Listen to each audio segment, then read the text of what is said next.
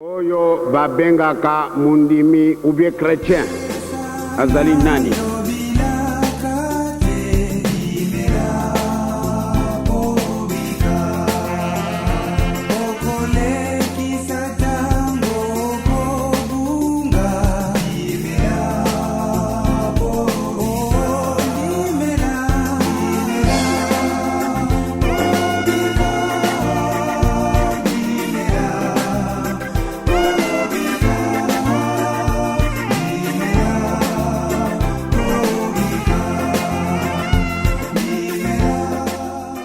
Mbote Nabino bandeko balandi ya émission éveil de conscience.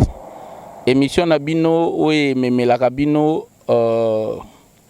le vrai enseignement ya église kimbangiste. Yango lelo lisusu toye komemela bino lisolo ya libondeli. Libondeli ezali nini na mondimi.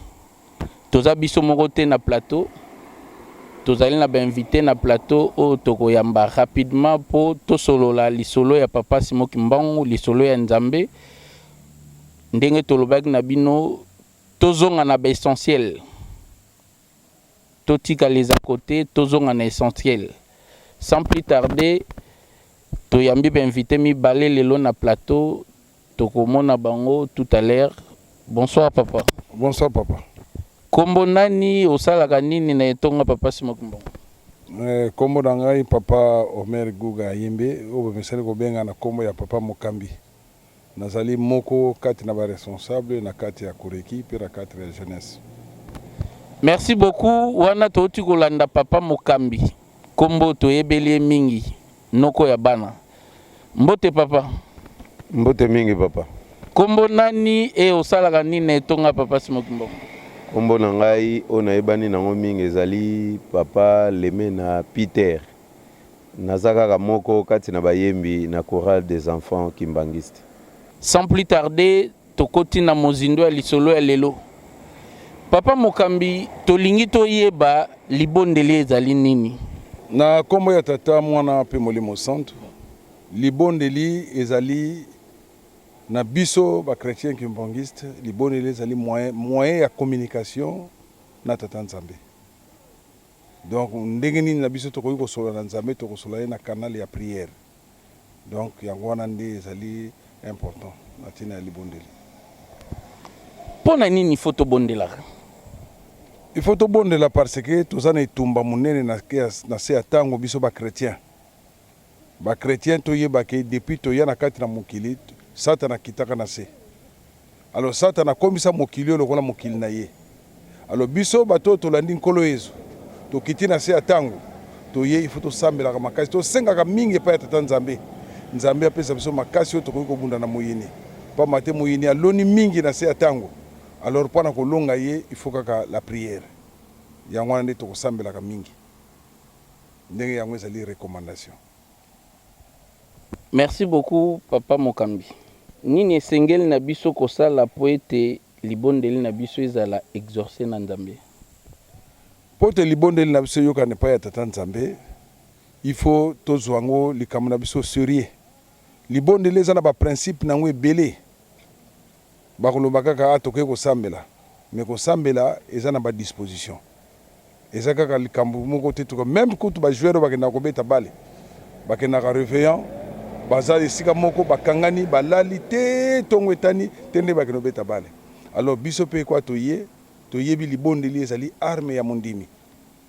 Libondeli ezali arme ya mondimi. Donc mondimi libondeli ezali lokola masasi na ye et munduki na ye. Mais munduki wana po ezala bien fait na masasi. Donc cela veut dire que mondimi il faut avoir un comportement kitoko. Il faut avoir bobangi Nzambe. Il faut yeba kotosa mibeko. Il faut avoir bolingo. Il faut avoir la misala. Il faut surtout avoir la simplicité. Kosambeleza mutu ya orgueil te, mutu ya lolendo te, mutu ya komikitisaka. Ye wana soko blungeli tata Nzambe akoyoka ya kolea na ye. Akoyoka libondeli na ye soko sambeli. Efe nini libondeli ekoki komema na vie ya mondimi? Libondeli eza na ba effet belé. Mutu musu ya kosambela po ba orientaka libondeli. Libondeli ba kosala kango kaka bisala sala te, ba bondela ka bondela bondela te. Na koyi kobonela na sujet naza kosambela. Moni naza kolela masumu nange pa tata Nzambe. donc tokolela ngo na canal ya prière nzambe ayokelanga mawa nzambe alimbisanga naza na problème ya musala naza kozwa musala te démarche nazosala mpo na musala nakoimplore toujours nakosenga kaka epai tata nzambe mpo te asalisanga non naza na problème ya libala naza na problème ya mabota naza na problème ya makambo ebele tozwa exemple même ya makambo ya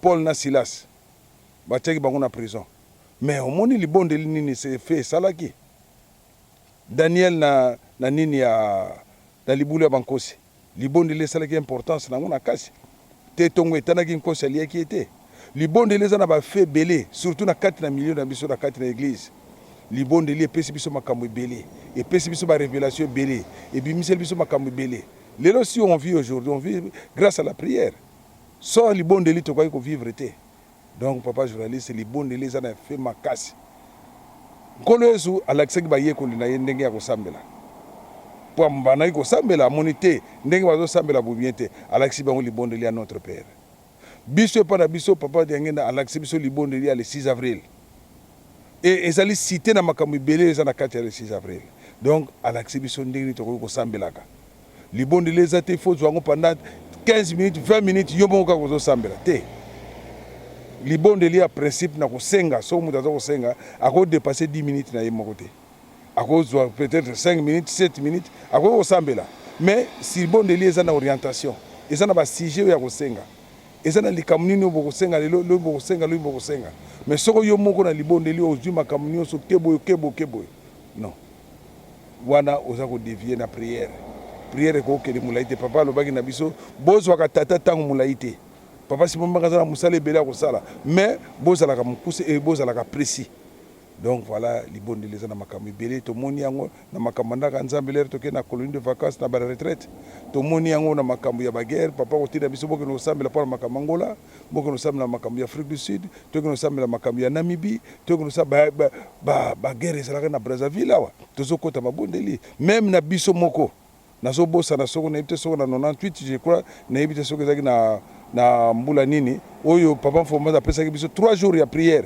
peut-être papa ndeko nanga papa leme na kocompléter nga po peut-être ye akozala baprécision alors apesaki biso 3 jours tosali bondeli tokoti beko e toye guerre mpe esili na kisasa tokangi barebele na maboko donc guerre na kisasa esilaki donc libondeli eza na bafe ebele même na biso bato libondeli na kati na biso eza na makambo ebele ya kosala esali mpe déjà makambo ebele moni balelo bamaladi oyo lelo tozoganga mais toza na prière biso tozali bachrétien tobondelaka nzambe oyo biso tokoka te nzambe akokoka yango nzambe alobi tosenga so tofukami tosengi tokozwa résultat toyebi yango malamu voilà ezali baconséquence ya barésultat ya prière papa mokambi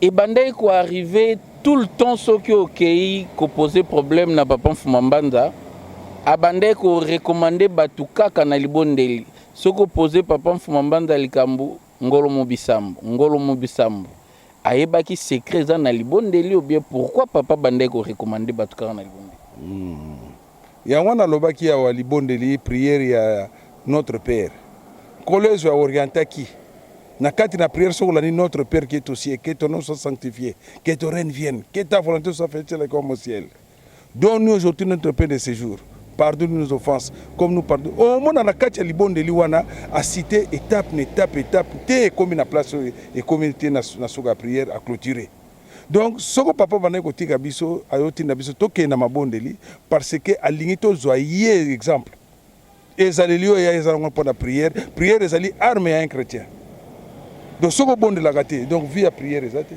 au contraire mundimi poza la mundimi il faut sambela mingi soko mundimi asambelaka te donc tina ne ya komundimi te okozala menacer mpepe koya na gauche ekoya na droite ekobeta yo pamba te vie ya prière na yo ezali moke mais un chrétien ozali en face na yo guerre na moyini satana yebi yo bien mais yo yebi te ya ona nkolo ezo alobi ke il faut bosambelaka mingi et yango mpe ya recommandation papa mfamba apesaki biso il faut bosambela bozala na makasi na mabondeli eza to ye avant olia il faut sambela pa biloko ozolia na se ya ntango oyebi te eza ndenge nini olingi kobima na ndako soko olamuki il faut sambela olamuki na ntongo etani il faut sambela eloko nyonso action nyonso yo kosala tia nzambe liboso tout d'abord la prière prière ezali eloko ya kitoko ata bakotiela eloko mabe mais soko sambeli avec beaucoup de sincérité eloko wana nzambe akolongola ngo liboko ya nzambe eza mosika te donc nzambe azani mosika te mpona koyoka biso peut-être mabe na biso moto ekabolaka biso na nzambe mais nzambe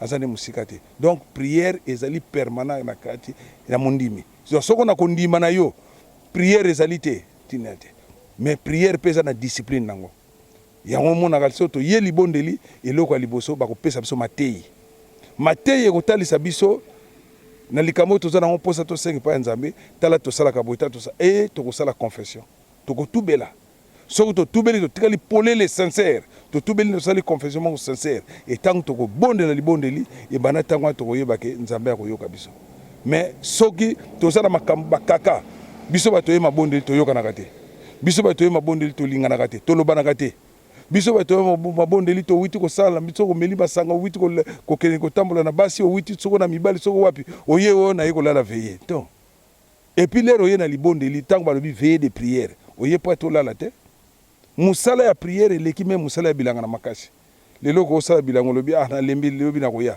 mais prière soko to bandi yango soko nan to silicité to kolala te pas to yebi l'heure to bandaka to bandi boye to kosukisa na l'heure boye donc toza toujours ko veiller toza ko belela nzambe pote nzambe yokela biso mawa toza bato na sia tango moi toza na makambo ebele yango wana il faut to bondela yango pa format de ko lobake ngolo bisambo donc makambo mususu toza nango biso mo to ko aussi sango soko toza na confiance na nzambe na biso to na foi toza na kondima soko bondeli na kombo ya tata mwana peli mosantu ndenge papa mfumalonga banayi koloba alors présence la bangiza sur place directement tout résultat.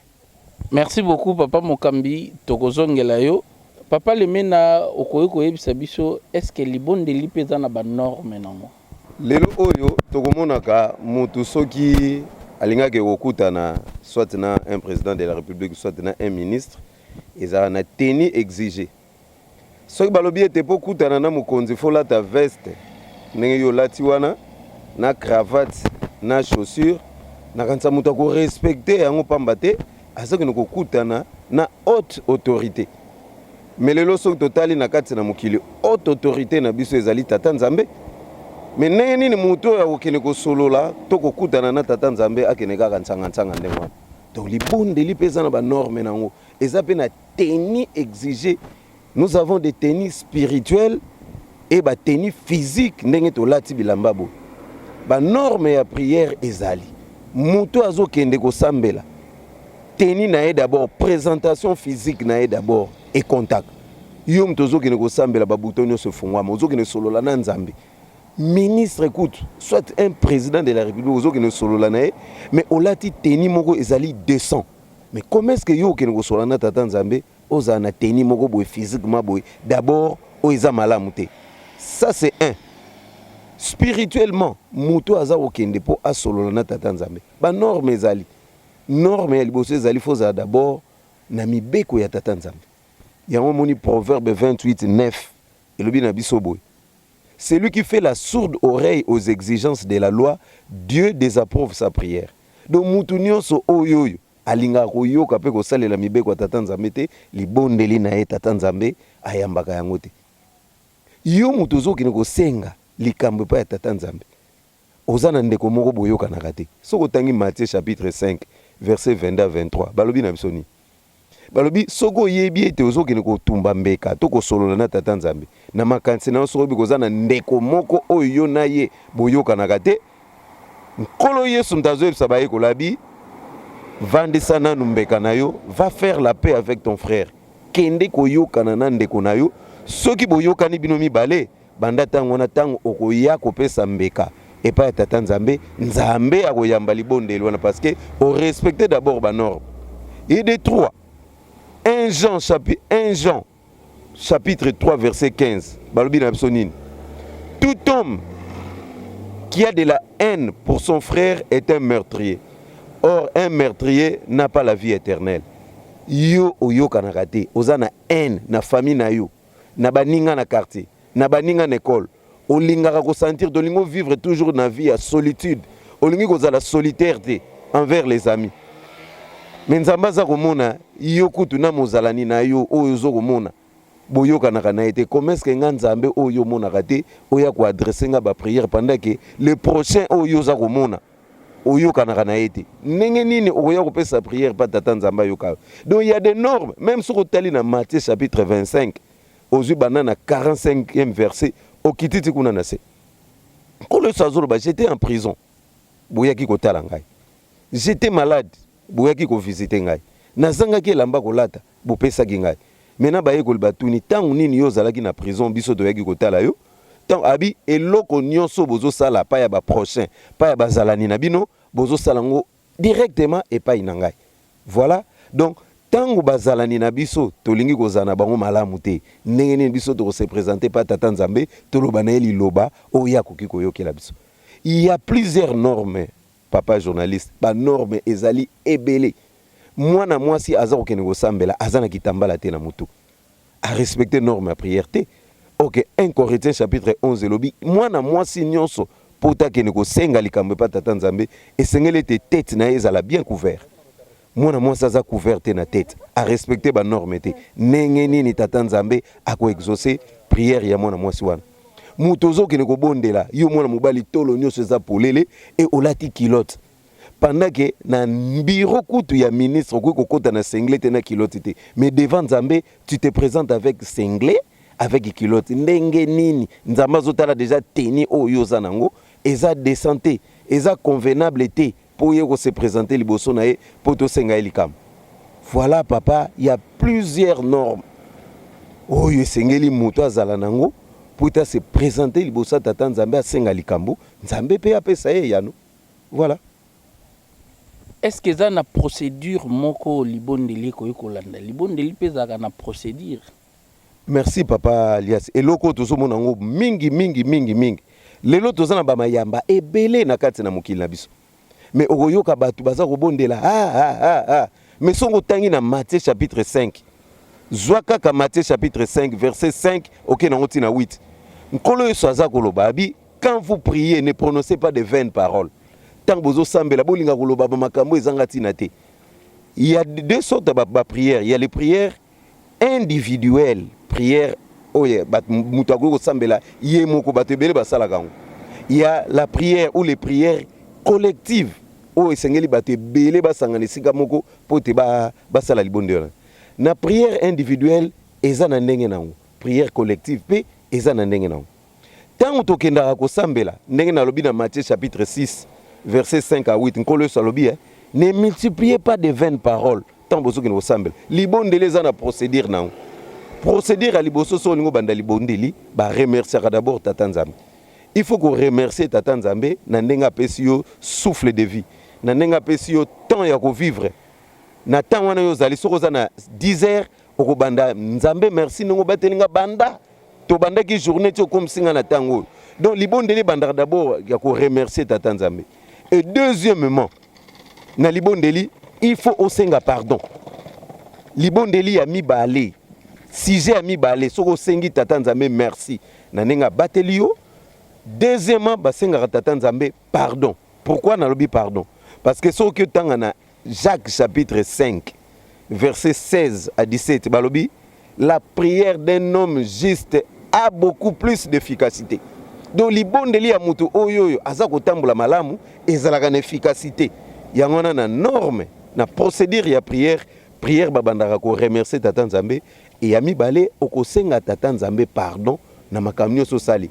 Pardon no kosenga faut reconnaître d'abord parce que mutu asenga pardon cause à la vanité.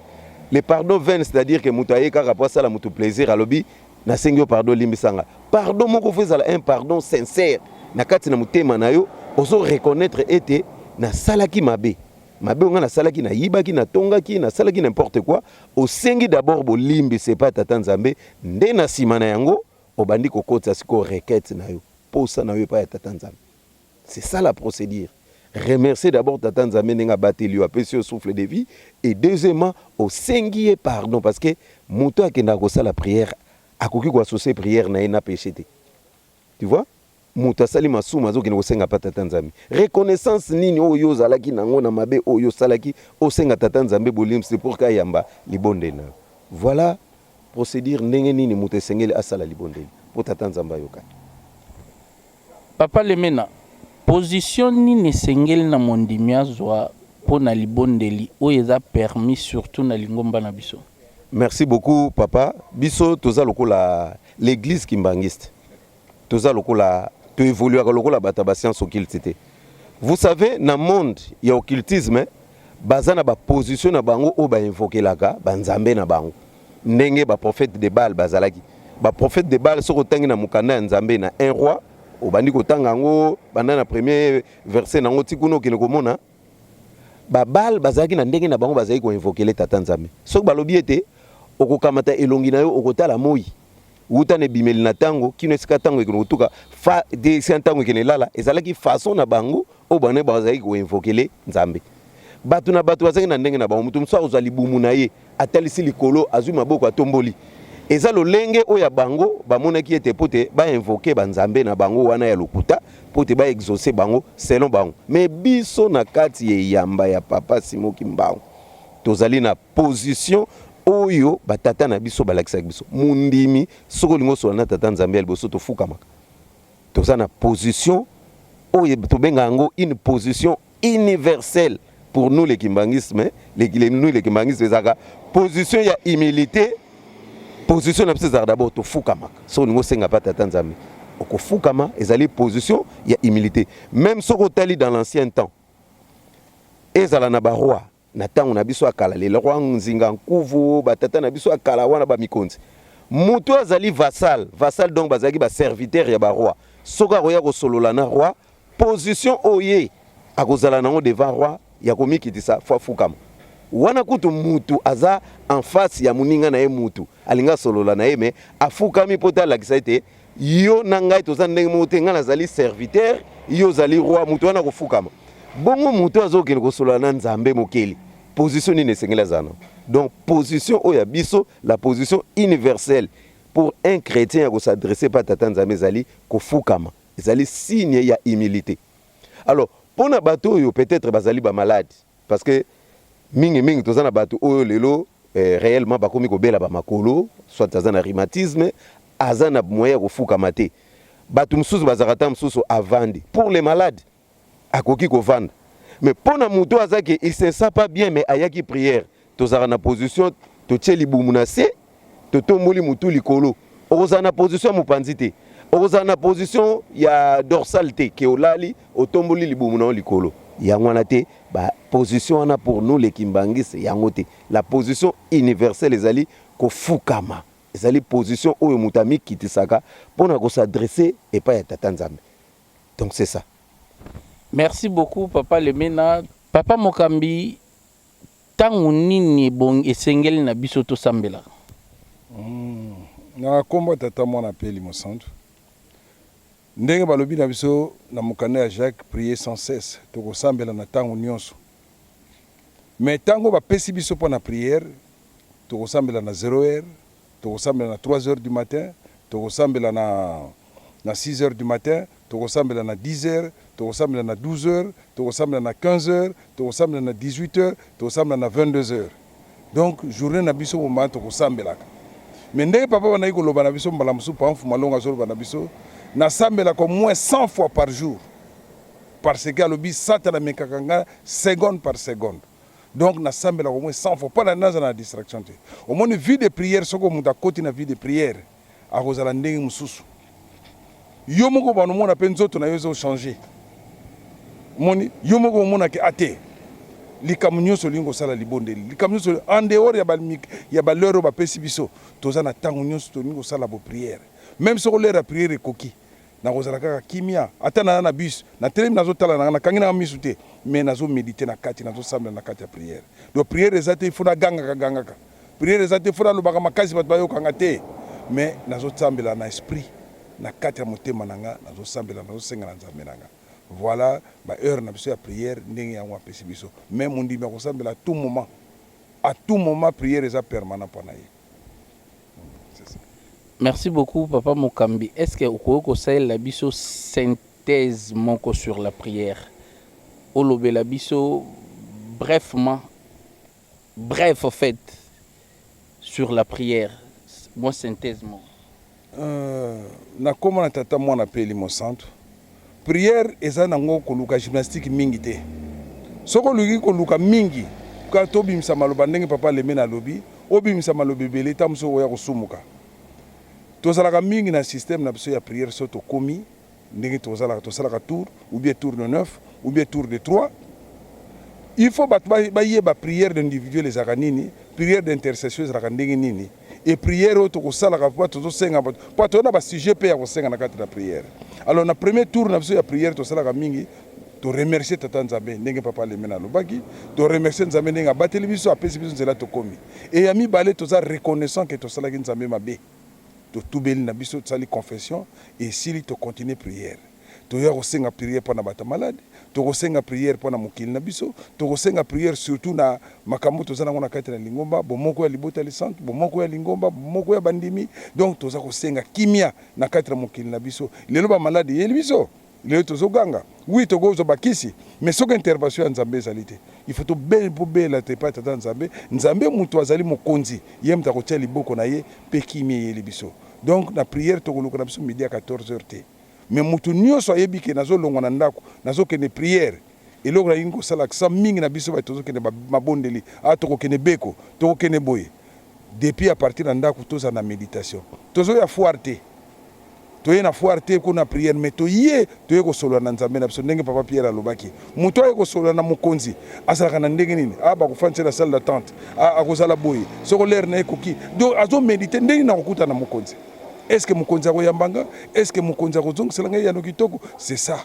Donc na kati ya prière, il faut ba respecter ba norme nango, ba respecter makambo nango. Na prière to funda na gate. Na prière to se jijaka te. Na prière to se condamnaka te. Biso to mikitisaka parce que mokonzi azaka moko ye nzambe na biso. Na kati na Sainte Trinité, Dieu le Père, le Fils, le Saint-Esprit. Yango to lelaka pa na bango. Na kati na prière to ko funda na te soko likambo ezali okoza na kanda te. Soko za na kanda libondeli okende te. Nzambe pe akosepela na yo te orgueil te po emona na ke yo mtu yebi kosambela tout ça te donc na mokuse prière ezeloko moko kitoko mutu amemaka via prière donc tata nzambe intervenir kaka likambo na ye vraiment kendaka malamu quel que soit azangi mbongo quel que soit azangi nini mais tata nzambe akosentir akopesa ye kimia moko na kati na ye voilà on a kokoloba pa na prière. Papa Lemena, est-ce que vous pouvez conseiller la biso synthèse moko sur la prière? Merci. Nakansa Kulutu déjà à Saouti Goloba. Omoni prière ils ont des bandelités na soukate. Donc au la synthèse et la prière oui, to ça la mais c'est très vaste likamboy. Donc matière ya prière eza tellement munene ya kosakanate. Parce que bateau babanda kango biso tozolanda kaka ba trace ya bateau basalaka prière. Papa diangenda salakango na colonie scolaire tant bazalaki na colonie scolaire na papa qui solokele bazaki ko remarquer tozwa ki témoignage ya bato batanga na bango balobi bazalaki na tango moko mona ba se retirer bango mibale bake en retrait bake ko yoka na ko solola na tata na bango na moyen ya prière nkolo yesu asalaki yango nkolo yesu azoko mema baye koli na ngomba azako entraîner bango voire même tanga kei na dernier moment na etanga memi baye koli abibino botikala na mabondela bina lobi na bino bobondela po ete bokoya na komeka mate.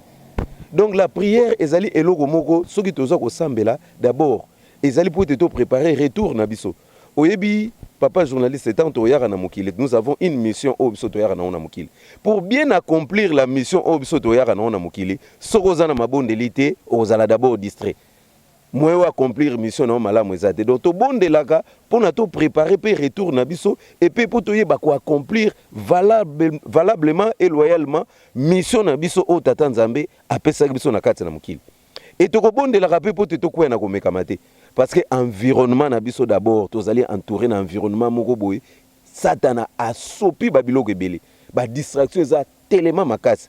Alors pour te longa babiloko wana nyonso tokolonga ngo toujours na moyen ya prière idée na Saint-Esprit soko tali na mukanda Galates chapitre 5 okomona tata nzamba zoroba Paul azako yebisa na ba Galates alobi bomitika Saint-Esprit a guider bino mais bolinga te bozala guider na ba désir na bino na ba désir propre ya nature moni donc tozo sambela pour te tozala guider na ye moko Saint-Esprit parce que muto asambela raté aza guider na nani muto aza na distraction makaso moi que aza guidé na diable tanga aza ko guider yo akomema yo de distraction en distraction jusqu'à tel point que okinoko koma na point moko boza komona ke oza susu na makasi ya kobondela tata nzambe te parce que oza rempli na distraction. Naza na lisolo moko boye kala na monkoto tata moko tongo église atongo esili ayiko solola na papa diangenda. Aisu papa diangenda abi papa nga chaque fois soki naza kobondela makanisi na nga ebimaka kaka. Papa na kokaka kozala concentré te so nazo bondela. Mais papa mfuma longo papa diangenda yebise nini abi telema oza na distraction mingi. Distraction siko eyaki ko étouffer spiritualité na yo. Yango monaka à chaque fois soko lingi ko se concentrer pour to sala likama tata nzambe distraction za ko dominer yo parce que ezali ebele na kati na yo. Donc to ko bondelaka pour que tozala na distraction te. Tozala vraiment guidé na yemoko Saint-Esprit parce que muto aza guidé na Saint-Esprit a œuvre monanaka. Bon mona muto na zalaka na boboto, azalaka nezaleli malamu, evandeli na ye azalaka modèle, bato bakomi kozwa ye lokola modèle. En tout cas ngape na sepelaka na za lokola tata na pourquoi muto asambelaka mingi okozala guidé na Saint-Esprit. Donc Saint-Esprit soka guidé vie na yo okozala en sécurité. Et to kobondelaka po vie na biso pe ezala en sécurité. Lelo tozomona oyoka kuna bakotelaki kingandi. Okuna babomaki intel. Okuna basalaki muto abondelaka makasi vie na ye ezalaka en sécurité. Donc pour nous la synthèse d'autosugina nouana pour la synthèse ya libondeli. Maloba suko bombelek biso bantu bazo landa yo balingba yo kayo. Merci beaucoup. Na komona tata mwana peli mosantu. Lokola sujet na ptsezaki sur la prière. Prière ekolisaka mutu.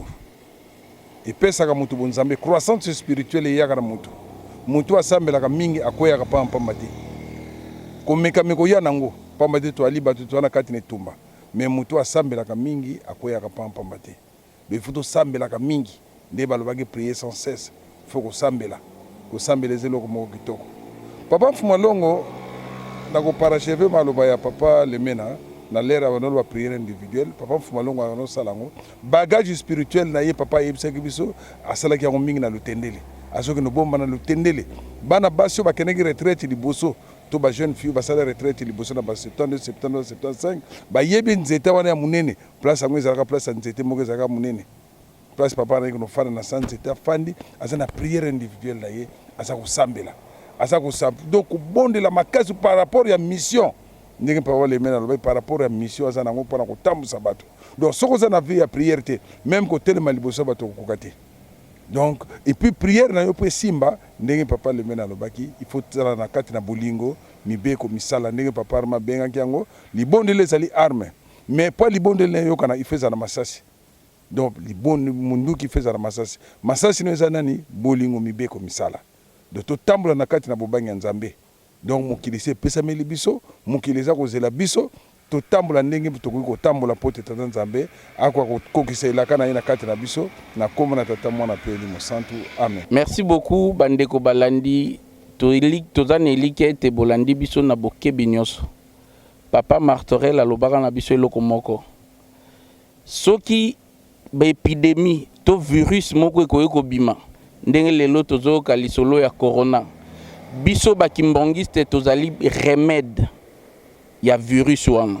Donc totika ba distraction tozonga na essentiel toza na responsabilité soki mokili kobika pona biso soki mokili kokufa pona biso yango wana mwana na moto bateyaka ye na masese bolandi ba papa Mokambi papa Lemena ndenge ba expliquer biso ndenge nini tokoye kosambela pour que topusa na pembeni ya nzambe et puis balakisi biso ndenge nini okoye kosambela pe nzambe yoki ozwi résultat. Merci beaucoup botika malamu o mabota no mabino oyo babengaka mundimi ou bien chrétien azali nani